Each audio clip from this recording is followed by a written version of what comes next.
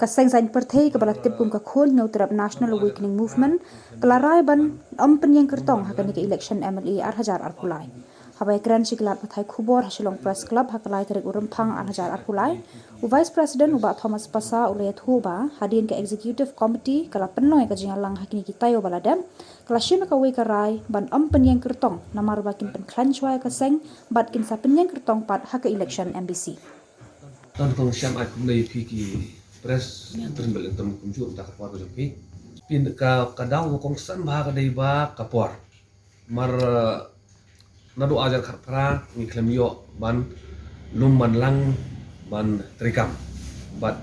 hakini ki arbana shwa ka election ni su thu ba ka por kam sha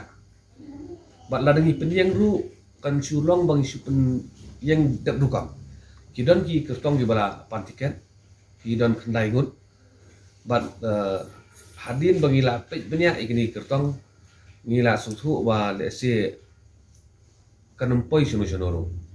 bat krang ba kan lait na kono no kajing supun bon kam klem nong rim ti nakala ka parti yang ba kan bhai ya seng ba kanum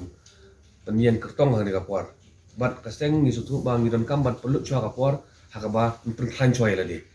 krang ba election di banwan pak de in yola pada ban yasim mentah ngi ka khanam ngira idon ke meeting di magala pelong haka level jong CEC haka sini banungkong jong dau benai bat ngila yo ru ban selok bat ki no yalam ki jongi haki district habare bat kan di election Arhajar Arpulai di hadin gaji selok ba jeli bat ki pranong yalam nakalian ka seng hinga sim gawe rai ba hakan ni election Arhajar Arpulai nakalian khanam minum penyang kertong dah